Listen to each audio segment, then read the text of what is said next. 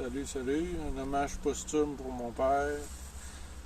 Avec ma mère, justement, qui disait que ça fait 20 ans, le 5 octobre, qui est mort. Puis elle aussi, elle trouve ça dur. Elle n'a pas été en couple depuis ce temps-là. Mon beau Richard, grand-maman me disait que tu changeais de blonde comme tu changeais de bobette quand tu étais jeune. Elle t'avait même acheté une guitare sans ton accord parce que tu pognais trop avec les filles. Quand je t'avais demandé un truc pour me faire une blonde, tu m'avais dit juste besoin d'être gentil avec elle. Tu étais le gars cool. La grosse Chevelle SS 454 1972, peinturée comme dans le poster qui donnait dans le magazine Hot Rod. Tu buvais de la bière, tu fumais un petit joint, tu allais au bar Le Laser, des fois en après-midi pour aller jouer au pool avec ton beau-père. Il était pas très content quand tu vidais la table au premier tour. Tu m'avais présenté Fred, le propriétaire. Une autre fois, tu avais passé une partie de la soirée avec mes amis au bar. Même Josiane était venue me dire à quel point elle te trouvait cool le lendemain. Mon ami Jocelyn n'en revenait pas quand tu es mort. Il me disait, aïe, aïe, ton père, c'était vraiment le plus cool.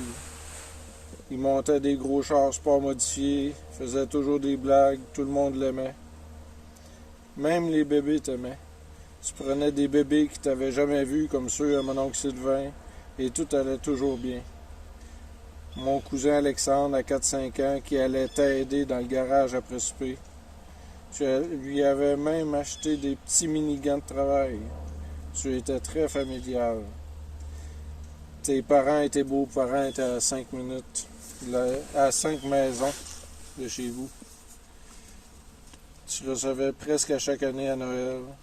C'était pour moi et toute la famille un moment magique. Tu allais très souvent rendre visite à tes parents, minimum une fois par semaine. Quand tes beaux-parents venaient souper et que tu agaçais trop ta belle-mère, elle te garochait le pot de margarine avec le sourire au visage. Je me souviens d'une fois où ton frère était venu rendre visite à tes parents et que tu as appelé 3 fois de suite en te faisant passer pour quelqu'un qui faisait des sondages. Une autre fois où tu as fait croire à ton beau-père que tu avais pêché un très gros poisson avant qu'il se rende compte qu'il était congelé. Quand ton père a reçu une roche dans le pare-brise, le beau n'avait pas voulu le remplacer gratuitement, même s'il était assuré. Tu lui avais dit « Prête-moi ton camion, je vais m'en occuper ». Tu étais revenu avec le camion réparé.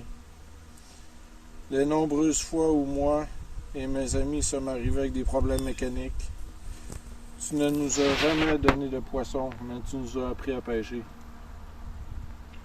La fois où tu as aidé un voisin avec son inondation dans la cave, les fois où j'avais fini de passer la souffleuse et que tu me demandais de souffler la cour du voisin. T'es pas seulement quelqu'un qui aide les autres, mais aussi quelqu'un qui m'a appris à aider les autres. Je n'oublie pas l'anecdote que j'ai racontée à l'église il y a 20 ans. Un jour, je t'ai demandé si tu avais un vœu à faire, ce serait lequel? Tu m'as répondu, le bonheur pour tous. Ça représente bien l'homme que tu étais dans nos vies, l'homme que tu es dans nos cœurs. Je t'aime.